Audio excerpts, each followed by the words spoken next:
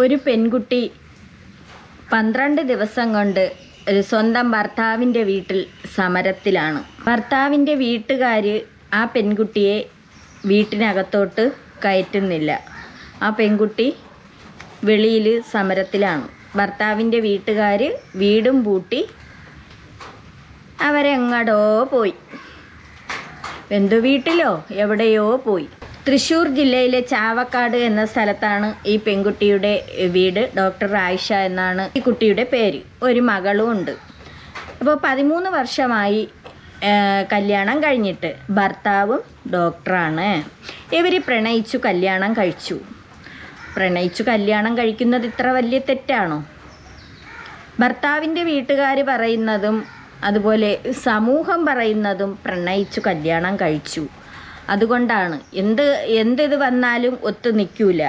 മഹല്ല് കമ്മിറ്റിക്കാർ പോലും ഒത്തു നിൽക്കൂല എന്നാണ് പറയണത്. അല്ലാതെ പിന്നെ കല്യാണം കഴിക്കണവർക്ക് സുഖ ജീവിതമല്ലേ. അല്ലാതെ അറേഞ്ച് മാരേജ് ചെയ്ത് വിളിച്ചുകൊണ്ട് പോണവർക്കും നല്ല സുഖമായിട്ട് പോണ പെൺകുട്ടികളും സുഖമായിട്ടല്ലേ വാഴുന്നത്. നമ്മളൊക്കെ കാണുന്നതല്ലേ ഈ ലോകത്ത് എന്താണ് നടക്കുന്നതെന്നും. അപ്പം ഈ പെൺകുട്ടിക്ക് ഒരുപാട് അനുഭവങ്ങൾ അവിടെ ഉണ്ടായിട്ടുണ്ട്. പ്രണയിച്ചെങ്കിലും കല്യാണം കഴിപ്പിച്ച് കൊടുത്തു. അതുമാത്രമല്ല, അവൻ്റെ പേര്, ഭർത്താവിൻ്റെ പേര് പറയാതെ പറ്റില്ലല്ലോ, ഡോക്ടർ അലി അബ്ദുൽ ലത്തീഫ്. പേരൊക്കെ നല്ല ഗംഭീരമായ പേര്. 13 വർഷമായി കല്യാണം കഴിഞ്ഞിട്ട്. അപ്പോൾ ഒരു മകളുമായതിന് ശേഷം ഈ പെൺകുട്ടി പഴയതായി. അപ്പോൾ ഇവൻ വിചാരിച്ചു ഇനി ഒന്ന് അടുത്ത പുതിയത് തേടാമെന്ന്. അങ്ങനെ ഇവൻ വേറൊരു പെണ്ണിനെ പ്രണയിച്ചു അവൻ കല്യാണം കഴിച്ചു. ആ പെണ്ണ് കോഴിക്കോടുള്ളതാണ്. ഇവൻ്റെ സ്ഥലം തൃശ്ശൂർ ജില്ലയിൽ ചാവക്കാട്. ആ സ്ഥലത്ത് തന്നെയാണ് ഇവനും. ആയിഷയും ഭർത്താവും ഒരേ നാട്ടുകാരാണ്. ആ നാട്ടിലുള്ളവർക്ക് എല്ലാവർക്കും അറിയാം ഇവർ പ്രണയിച്ചാണ് കല്യാണം കഴിച്ചത്. പ്രണയിച്ചത് എത്ര വലിയ തെറ്റോ? പ്രണയിക്കുന്ന എത്രയോ പേര് പ്രണയിച്ച് കല്യാണം കഴിക്കുന്നവർ ജീവിക്കുന്നുണ്ട്, ഇന്നും അന്തസ്സായിട്ട് ജീവിക്കുന്നുണ്ട്. അല്ലാതെ കല്യാണം കഴിക്കണവരെ കാര്യമോ സ്വാഹ കണക്കാണ്. എന്നിട്ട് ഈ പെൺകുട്ടിയെ ഈ പെൺകുട്ടിക്ക് മാനസികമായിട്ടും ശാരീരികമായിട്ടും ഒരുപാട് പീഡനങ്ങൾ, ഗാർഹിക പീഡനങ്ങൾ. അതായത് സ്വർണം കുറഞ്ഞുപോയി, പണം കുറഞ്ഞുപോയി, അവൾക്ക് സൗന്ദര്യം കുറഞ്ഞുപോയി. ഇതൊക്കെയാണ് വിഷയം. എങ്കിന്നാ അവളൊരു സുന്ദരിയാണ്, അത്യാവശ്യത്തിന് പണമുണ്ട്, ഒരു ഡോക്ടറാണ്. സ്വർണം 100 പവനാണ് ഇട്ടത്. 100 പവനും പല പ്രാവശ്യമായിട്ട് 15 ലക്ഷം രൂപയും അവനങ്ങ് കൈക്കലാക്കി. ഇപ്പം ഈ പെൺകുട്ടിയും വേണ്ട, അവനിലുണ്ടായ മോളും വേണ്ട. അപ്പം ആ സമയത്തൊക്കെ കൊള്ളായിരുന്നു. മക്കളെ പറയാൻ തന്നെ ബുദ്ധിമുട്ടുണ്ട്. വേണ്ട, അവൾ പഴയതായി. കറിയിലിട്ട കറിവേപ്പല പോലെ വലിച്ചെറിഞ്ഞു. അതായത് അവൻ രണ്ടാമത് കല്യാണം കഴിച്ചവളുമായിട്ട് സുഖമായിട്ട് വാഴുന്നു. ഈ ആദ്യ ഭാര്യയുടെ സ്വർണവും പണവും അത്രയും അങ്ങ് അപഹരിച്ചെടുത്തു. കള്ളപ്പന്നി, കള്ളഹിമാർ എന്ന് വേണേ പറയാം, പഹയൻ. അപ്പം നമുക്ക് ആയിഷയുടെ വാക്കുകൾ കേൾക്കാം. ആ കുട്ടി 12 ദിവസം കൊണ്ട് ആ വീട്ടിൻ്റെ സിറ്റ് ഔട്ടിലായിരുന്നു അത് സമരം ചെയ്തുകൊണ്ടിരുന്നത്. ഇപ്പോൾ ആ വീട്ടുകാർ കറണ്ടും കട്ട് ചെയ്ത് പൈപ്പ് കണക്ഷൻ എല്ലാം ഓഫാക്കി അവർ ഈ പെൺകുട്ടിയെ അടിച്ച് വെളിയിലിറക്കി, ഗേറ്റും പൂട്ടി താക്കോലും എടുത്ത് അവർ വലിയേണ്ടി ചെയ്തത്. നല്ല ആൾക്കാരല്ലേ, നിങ്ങളൊക്കെ സുഖമായിട്ട് വാഴും. ഇതിൻ്റെയൊക്കെ ശാപം അനുഭവിക്കും, അത്രയേ ഉള്ളൂ. അപ്പോൾ അവളെ വാക്കുകൾ കേൾക്കാം. ഞാനൊരു സമരത്തിലാണ്. ഇന്നേക്ക് 12 ദിവസമാകുന്നു ഞാൻ ആ സമരം തുടങ്ങിയിട്ട്. 2 ഉദ്ദേശങ്ങളാണ് ആ സമരത്തിനുള്ളത്, 2 ആവശ്യങ്ങളാണ് എനിക്കുള്ളത്. ആദ്യം നമുക്ക് ഉദ്ദേശത്തിനെ കുറിച്ച് സംസാരിക്കാം. എൻ്റെ ഭർത്താവ് ഡോക്ടർ അലി അബ്ദുൽ ലത്തീഫ്. നല്ല പേര് മോളെ, നല്ല അടിപൊളി പേര്. അയ്യോ എൻ്റെ അല്ലോ, ഇങ്ങനെയുള്ള പേരുകളൊക്കെ ഇട്ടിട്ടാണല്ലോ ഇങ്ങനത്തെ കൃമികീടങ്ങൾ ഇങ്ങനെയൊക്കെ ഉള്ള സ്വഭാവങ്ങൾക്ക് ഇറങ്ങണേന്ന് ഓർമ്മിക്കുമ്പോൾ വിഷമം. അത് ഹാജിയാർ കുടുംബമാണെന്നൊക്കെയാണ് അറിവ്. ഭയങ്കര അറിവും ബോധമുള്ള കുടുംബത്തിലുള്ളവനാണ്. അദ്ദേഹം ഈ വിവാഹബന്ധം നിലനിൽക്കെ എന്നെ എൻ്റെ മകളെയും ഒരു അപഹാസ്യ കഥാപാത്രമായി സമൂഹത്തിന്റെ മുന്നിൽ നിർത്തിയിട്ട് ഒരു വേറെ കല്യാണം കഴിച്ചിട്ടുണ്ട്. കോഴിക്കോട് നിന്നാണ് കല്യാണം കഴിച്ചിരിക്കുന്നത്. ആ കല്യാണം നടത്തിക്കൊടുത്ത മഹലും എൻ്റെ മഹലും നമ്മുടെ ജീവിതം ഇങ്ങനെയായതിന് കൃത്യമായിട്ടുള്ള ഒരു വിശദീകരണം തരിക. അതല്ലെങ്കിൽ ഇതുമായി റിലേറ്റഡ് ആയിട്ടുള്ള ആരാണെന്നുണ്ടെങ്കിലും ഇതിലൊരു വിശദീകരണം തരിക. രണ്ടാമത്തെ ആവശ്യം, എൻ്റെ ഭർത്താവിൻ്റെ വീട്ടിൽ കയറി താമസിക്കാനായി എനിക്ക് ചാവക്കാട് മജിസ്ട്രേറ്റ് കോടതിയിൽ നിന്നും ഒരു ഓർഡർ കിട്ടിയിട്ടുണ്ട്. അതായത് അവിടെ കയറി താമസിക്കാൻ അർഹതയുണ്ടെന്ന് പറഞ്ഞിട്ട് SHOക്ക് കൃത്യമായ ഡയറക്ഷൻ കൊടുത്തിട്ടുള്ള ഒരു ഓർഡർ കിട്ടിയിട്ടുണ്ട്. നമുക്ക് ആ ഓർഡർ കംപ്ലൈ ചെയ്യാനായിട്ട് പറ്റുന്നില്ല. എന്തുകൊണ്ടാണ്? എൻ്റെ ഭർത്താവിൻ്റെ വീട്ടുകാർ വാതിൽ പൂട്ടി. ആദ്യം വാതിൽ പൂട്ടി, പിന്നെ കറണ്ട് കട്ടാക്കി, പിന്നെ വെള്ളം കട്ടാക്കി. ഒരു സമയത്തിൽ അവർ ഗേറ്റും പൂട്ടിയിട്ടുണ്ടായിരുന്നു. അപ്പോൾ ഈ പെൺകുട്ടി വിദേശത്താണെന്നാണ് അറിഞ്ഞത്. ഡോക്ടറാണ്. അപ്പോൾ അവൾ വിദേശത്തായിരുന്നു എന്നാണ് അറിഞ്ഞത്. ലീവിനൊക്കെ അല്ലേ വരാൻ പറ്റൂ. അപ്പോൾ വന്ന സമയമായിരിക്കും. നാട്ടിൽ വന്നിട്ട് ഭർത്താവിൻ്റെ വീട്ടിലേക്ക് വരുന്നു. വന്നപ്പോൾ കാണുന്ന കാഴ്ച ഇതാണ്. അന്ന് അവിടെ ആളുണ്ടായിരുന്നു വരുന്ന സമയത്ത്. പിന്നെ അവർ പതുക്കെ ഈ പെൺകുട്ടിയെ വെളിയിലോട്ട് ഇറക്കിയിട്ട് പോയി. ഇവള് ആ ഇരുട്ടത്ത് ആ മകളെയും കൊണ്ട് വെളിയിൽ നിന്നുകൊണ്ട് ഇവളവിടെ വെളിയിലാണ് നിന്നത്. ആ ഗേറ്റിൻ്റെയും വെളിയിൽ റോഡിൽ. ഇത് വല്ലാത്ത ഗതികേടായിപ്പോയി. ഈ പഹയൻ സുഖമായിട്ട് വാഴുന്നു. എങ്ങനെയാണെന്നല്ലേ, ഈ പെൺകുട്ടിയുടെ 100 പവനും ഈ 15 ലക്ഷം രൂപയും കൊണ്ടാണ് ഈ പഹയൻ പോയത്. ഈ പഹയനെ പഠിപ്പിച്ചത് തന്നെ ഈ പെൺകുട്ടിയാണ്. PG പഠിപ്പിച്ചത്, ഇവന് ജോലി വാങ്ങിച്ചു കൊടുത്തതും എല്ലാം ഈ പെൺകുട്ടിയാണ്. കാരണം ഈ പെൺകുട്ടിയുടെ സ്വർണ്ണമായിരുന്നു. ഈ സ്വർണം വെച്ച് കളിച്ചുകൊണ്ടും ഈ പണം വെച്ച് കളിച്ചുകൊണ്ടും യവനും യവൻ്റെ കുടുംബവും നല്ലതുപോലെ അർമാദിച്ചു. ഇപ്പോൾ ഈ പെൺകുട്ടിക്ക് സ്വർണവും ഇല്ല, പണവുമില്ല. വിവരവും വിദ്യാഭ്യാസവുമുള്ള ഈ പെൺകുട്ടിക്ക് ഈ അവസ്ഥയാണെങ്കിൽ പാവപ്പെട്ട സാധാരണക്കാരുടെ അവസ്ഥ പറയാനുണ്ടോ? ഒരു തരത്തിലും എന്നെ അവിടെ കയറ്റില്ല എന്നുള്ളൊരു വാശി പുറത്ത് നിൽക്കുകയാണ്. ഇതിനകത്തൊരു തീരുമാനം ഉണ്ടാക്കുക. ഇത് രണ്ടാണ് എൻ്റെ സമരത്തിൻ്റെ ഉദ്ദേശം. എൻ്റെ ആവശ്യം, എൻ്റെ ഭർത്താവ് അദ്ദേഹത്തിൻ്റെ പഠനത്തിന് വേണ്ടി എൻ്റെ ഉപ്പ കല്യാണ സമയത്ത് തന്നിട്ടുള്ള 100 പവൻ സ്വർണം, അതേപോലെ ആ കാലഘട്ടത്തിൽ പല തവണകളായി കൈപ്പറ്റിയിട്ടുള്ള 15 ലക്ഷം രൂപ, ഇതൊക്കെ വ്യക്തിപരമായ ആവശ്യങ്ങൾക്ക് എന്നിൽ നിന്നും അപഹരിച്ചിട്ടുള്ളതാണ്.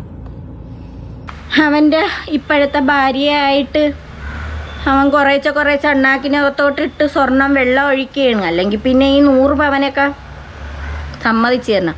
അതിലും വിശേഷമുണ്ട്, ഈ പെൺകുട്ടിയെ നിയമപരമായിട്ട് കല്യാണം കഴിച്ചതാണ്. ഈ പെൺകുട്ടിയെ വിവാഹബന്ധം വേർപെടുത്താതെയാണ് ഇവള് പോലും അറിയാതെ വേറൊരുത്തിയെ പ്രണയിച്ച് ഇവള് നാട്ടിൽ വന്ന നേരത്ത് അവൻ വേറൊരുത്തിയെ കൊണ്ട് വലിഞ്ഞു. എങ്ങനെയുണ്ട്? ഈ നിയമപരമായിട്ട് കല്യാണം കഴിച്ച ഭാര്യയുടെ സ്വർണവും പോയി, പണവും പോയി, എല്ലാം പോയി. എന്നിട്ടാണ് യവൻ പറഞ്ഞത്. ആദ്യ സമയങ്ങളിലൊക്കെ ഭയങ്കര ഉപദ്രവമായിരുന്നു ഈ പെൺകുട്ടിയെ. യവനും യവൻ്റെ വീട്ടുകാരും, എടി സ്വർണം കുറഞ്ഞു പോയി, 100 പവനേ ഉള്ളൂ, കുറച്ചുകൂടെ കൊണ്ടുവാ, കുറച്ചുകൂടെ വേണമെന്ന്, പണം കുറേ കൂടെ വേണം, അവന് പുഴുങ്ങി തിന്നാൻ. ഇവളെ ആവശ്യം വേറൊന്നുമല്ല, ഈ പെൺകുട്ടിയെ ബന്ധം വേർപെടുത്തണം. അവൻ കല്യാണം കഴിച്ച് പോവാതിരിക്കുന്നിട്ട് ബന്ധവും വേർപെടുത്തണം. ഈ പെൺകുട്ടിക്ക് കിട്ടാനുള്ളത് കിട്ടണം. 100 പവൻ്റെ സ്വർണ്ണവും, അതുപോലെ പലപ്പോഴും പല പ്രാവശ്യമായിട്ട് വാങ്ങിച്ച 15 ലക്ഷം രൂപയും. അതുപോലെ ഒരു മകളുണ്ട്. ആ മകൾക്ക് എത്രയോ വർഷമായെന്ന് പറയുന്നു, 1 രൂപ പോലും അവൻ കൊടുത്തിട്ടില്ല. നാറികളെ, നീയൊക്കെ നിനക്കൊക്കെ ഉണ്ടായ കൊച്ചി തന്നെ. നീ വിവാഹബന്ധം വേർപെടുത്തിയില്ലെങ്കിൽ ആ ഭാര്യയ്ക്കും കൊച്ചിനും ചെലവിന് കൊടുക്കാനുള്ളത് നിൻ്റെയൊക്കെ കടമയാണ്. നീയൊക്കെ കൊടുക്കാതെ നിൻ്റെയൊക്കെ അണ്ണാക്കിലോട്ട് പുഴുങ്ങി ഇറക്കണത് നിനക്കൊക്കെ ദഹിക്കുമോ? ആ ഒരു കുട്ടിക്ക് ചെലവിന് കൊടുത്തൂടെ? ഈ പെൺകുട്ടിക്ക് ജോലി ഉള്ളത് കൊണ്ട് അതിൻ്റെ ഇത് കഴിഞ്ഞു പോണു, അതിൻ്റെ അന്നത്തിന് കഴിഞ്ഞു പോകണമെന്ന് വേണം പറയാൻ. അതുകൊണ്ട് അവളാണ് ആ പെൺകുട്ടി അന്ന് തൊട്ട് നോക്കണത്, ആ മോള. ഇദ്ദേഹത്തിന്റെ പുതിയ ജീവിതവുമായിട്ട് മുന്നോട്ട് പോയ സാഹചര്യത്തിൽ അത് അദ്ദേഹത്തിന്റെ മുതലല്ലല്ലോ. എനിക്കത് തിരിച്ചു തരിക, മാന്യമായിട്ടുള്ള നഷ്ടപരിഹാരം അർഹിക്കുന്ന പോലെ എനിക്ക് തരിക. നാളിതുവരെ മെയിൻ്റനൻസ് ഒന്നും കൊടുക്കാതെ സൈഡാക്കി കൊണ്ടിട്ട് നടക്കുന്ന എൻ്റെ മകളെ വേണ്ട വിധത്തിൽ പരിഗണിച്ച് അവൾക്ക് വേണ്ടി അത് ചെയ്യുക.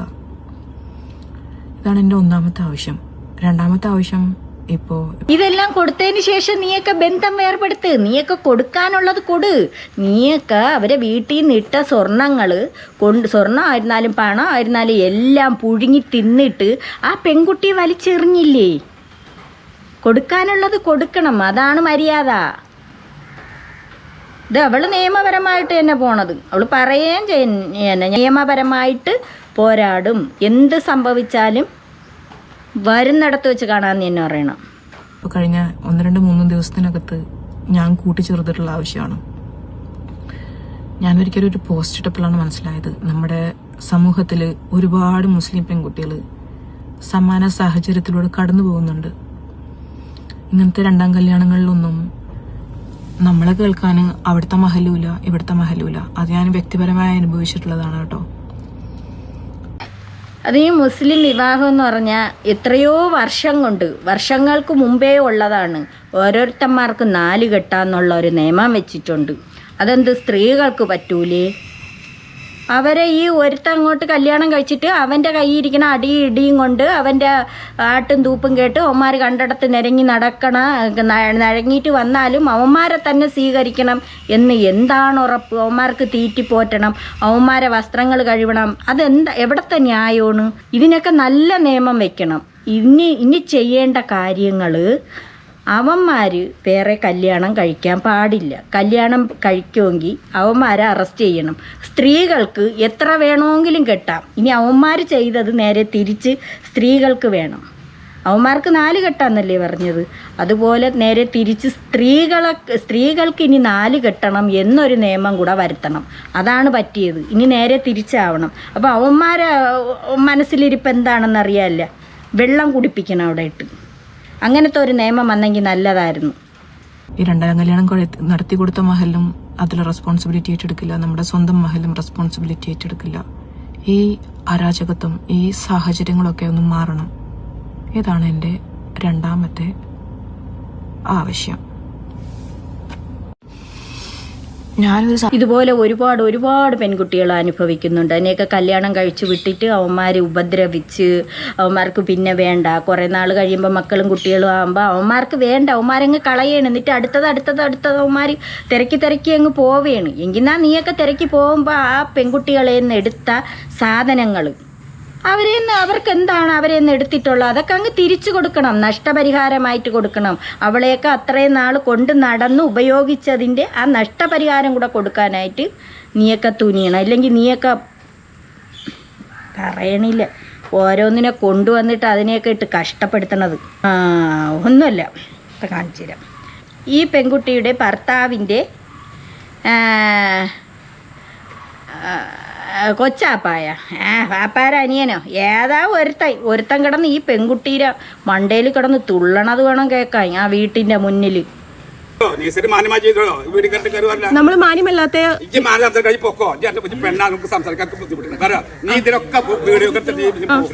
അതെ തീർച്ചയായിട്ടും കിളവന്റെ ചള്ള വയറിൽ ഒരു അങ്ങോട്ട് കുത്തി കൊടുക്കണം. നിങ്ങൾ പ്രൂഫ് എടുക്കേണ്ട കാര്യങ്ങളല്ലേ പറയുന്നത്? വീഡിയോക്ക് പ്രൂഫ് എടുക്കാണ്ട് ഇപ്പൊ ഞാൻ എന്താ ചെയ്യാ? നിങ്ങളുടെ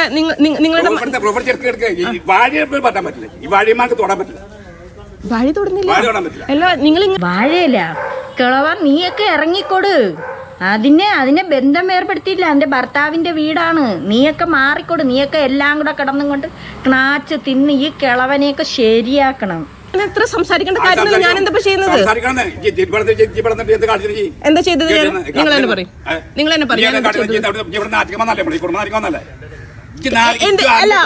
അതേലോ എന്റെ വാപ്പാടെ കുടുംബത്തിൽ ഞങ്ങൾക്ക് നാട്ടിക്ക് വന്നല്ലേ ഇല്ല. ഈ എന്റെ കുടുംബത്തിൽ കുളങ്ങത്തെ തറവാട്ടിന്റെ പുറത്ത് ഒരുപെട്ട പെണ്ണായിട്ടില്ല. അതായത് എനിക്ക് ഒരുമ്പെട്ട പെണ്ണ് എല്ലാം അങ്ങ് പുഴുങ്ങി തിന്നിട്ട് ഇപ്പം അവൾ ഒരുമ്പെട്ടവള്, അവൾ അഴുക്ക, അവൾ മറ്റേ പരിപാടിക്ക് പോണോള്. ഇതൊക്കെയാണ് യൗമാരെല്ലാം കൂടെ അങ്ങ് അകത്താക്കിയിട്ട് പറയണ വാക്കുകൾ ഇതൊക്കെയാണ്. ഈ പെൺകുട്ടിക്ക് ജീവിക്കാൻ അത്യാവശ്യത്തിനുണ്ട്. ഒരു ഡോക്ടർ എന്നൊക്കെ പറയുമ്പോൾ ഈ പെൺകുട്ടിയാണ് ആ ഭർത്താവെന്ന് പറയണ അവനെ കൂടെ പഠിപ്പിച്ച് ഡോക്ടറാക്കിയത്. അവൻ വെറുതെ എവിടെയൊക്കെ പിച്ചതണ്ടിയാ അവിടെ എങ്ങനെയും കണ്ട കിടന്നവനാണ്. അവനെ അവൾ കൊണ്ടുവന്ന് അവളെ സ്വർണവും പണമൊക്കെ എടുത്താണ് അവൻ്റെ കുടുംബക്കാരും കൂടെ ചേർന്ന് അവനെ പഠിപ്പിച്ച് അവനെ ഡോക്ടറും ആക്കി വിട്ടുകൊടുത്തു. എന്നിട്ട് അവൻ ബാക്കിയുള്ള സ്വർണ്ണം എല്ലാം കൂടെ കൊണ്ടുവന്ന് അവൻ്റെ രണ്ടാം ഭാര്യയെ അണ്ണാക്കിലോട്ട് കുത്തി ഇറക്കാൻ കൊണ്ടുപോയിരിക്കണം. അവൻ സുഖമായിട്ട് ജീവിക്കണ്. അത് കൊള്ളാമല്ല. കൊടുക്കാനുള്ളത് കൊടുത്തിട്ട് നീയൊക്കെ എന്താ ചെയ്യേ? നീ മര്യാദയ്ക്ക് നീയൊക്കെ ബന്ധം വേർപെടുത്തി അങ്ങ് വിട്ടുകൊടു. ഈ മഹല്ലുകാരി എല്ലാവരും കൂടെ ഒറ്റക്കെട്ടെന്നാണ് പറയണത്. ഞാൻ പറയണത് ഇതിനൊക്കെ എന്തുകൊണ്ട് ഒരു പെൺകുട്ടി ഡാൻസ് കളിച്ചത് കൊണ്ട് അവിടെ പ്രതികരിക്കാൻ വന്നല്ലോ. ഒരു പെൺകുട്ടി തട്ടമിട്ട് ഡാൻസ് കളിച്ചെന്നും പറഞ്ഞുകൊണ്ട് ഇതിനൊക്കെ നീയൊക്കെ പ്രതികരിക്കാത്തത് എത്രയോ എണ്ണം ഉണ്ട്. ആ പെൺകുട്ടി ഡാൻസ് കളിച്ചതിന് വന്ന് പ്രതികരിച്ച് ഇതിനൊക്കെയാണ് പ്രതികരിച്ച്. ഇതിനാണ് ഒരു നിയമ നടപടി എടുക്കാനുള്ളത്.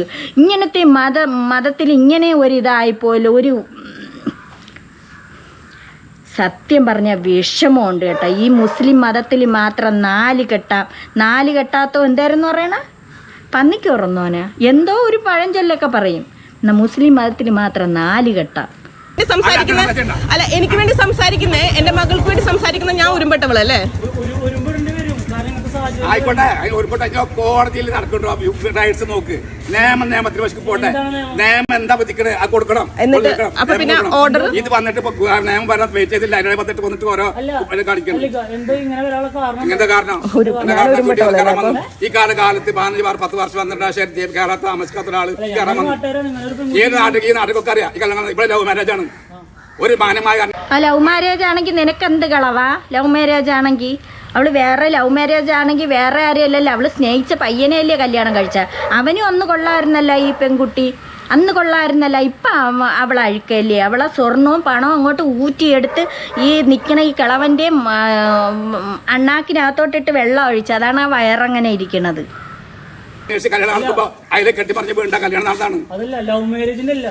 പോകളവാനിച്ച് മാന്യമായിട്ട് കെട്ടി പറക്കി വിടുന്നത് അത്ര എണ്ണവും വീട്ടിൽ വന്നിരിക്കണേ. ഇത്രയും നാളെങ്കിലും ആ പെൺകുട്ടി സഹിച്ച് അവിടെ കിടന്നു. യവനെ ഈ കുടുംബമല്ലേ, ഈ വെല്ലുവിളിക്കണ യവന്മാരെല്ലാം കൂടെയാണ് ഈ പെൺകുട്ടിയെ ഇങ്ങനെ ആക്കിയത്. നന്നായി പോയിട്ടുണ്ട്. ആദ്യം തന്നെ തള്ളാരി വെറുപ്പിച്ച്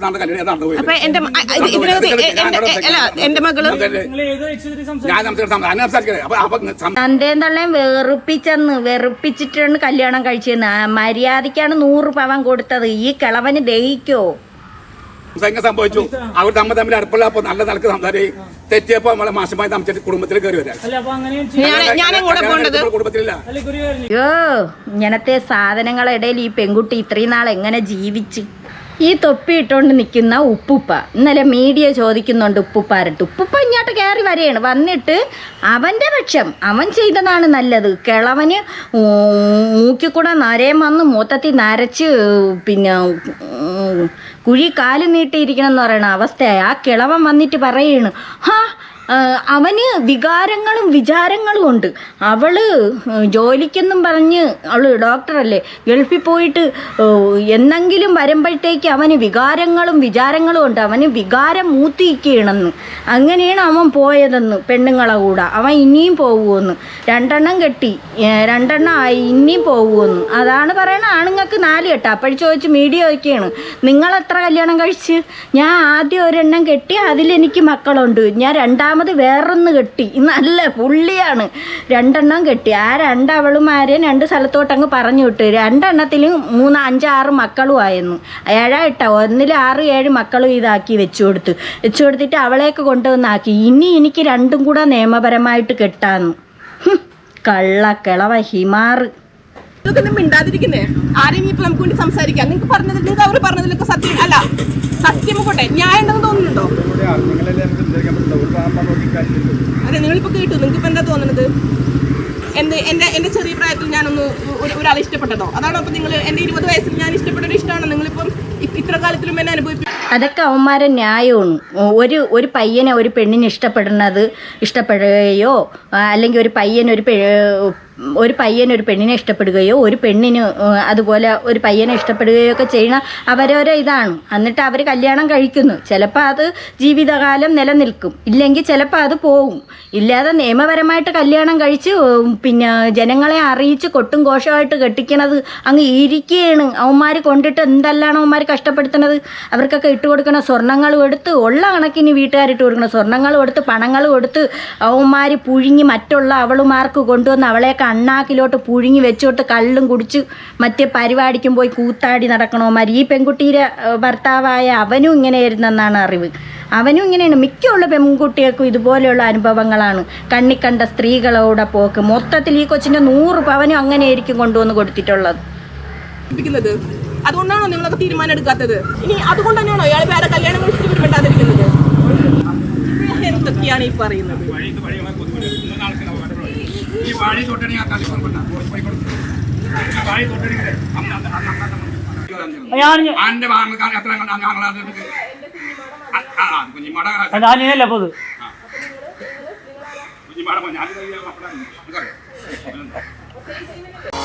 കുറേ എണ്ണ ഇറങ്ങി തിരിക്കും ഇതിനായിട്ട് പെൺപിള്ളേരെ ജീവിതം തകർക്കുക. അതെന്ത് പെൺപിള്ളേർക്ക് വേറെ കല്യാണം കഴിക്കണ്ടേ? നീയൊക്കെ ഡിവോഴ്സ് കൊടുക്കണം. നിയമപരമായിട്ട് കല്യാണം കഴിച്ചതാണെങ്കിൽ അതിൻ്റെ സ്വർണ്ണമൊക്കെ തന്നിട്ടുണ്ടെങ്കിൽ ആ സ്വർണ്ണമൊക്കെ എടുത്ത് പുഴുങ്ങി തിന്ന ആ സ്വർണ്ണമൊക്കെ എടുത്തും കൊണ്ട് ആ സ്വർണ്ണവും പണവും എല്ലാം തിരിച്ചു കൊടുത്ത് ഡിവോഴ്സ് ആവണം. ആദ്യ ഭാര്യയുടെ സമ്മതത്തോടു കൂടിയാണ് കെട്ടാനുള്ളത്. അല്ലാതെ പിന്നെ ഒരു ഭാര്യ നിലവിലിരിക്കവേ അവൾ അറിയാതെ ചെന്ന് മറ്റത് കെട്ടണത്. നീയൊക്കെ പോയി കെട്ട്. ഇതിനെ ഡിവോഴ്സ് ചെയ്ത് കളയ. അതിനൊരു ജീവിതം ഉള്ളതല്ലേ? അതിന് ജീവിക്കണ്ടേ? അതിന് വേറെ കല്യാണം കഴിക്കണ്ടേ?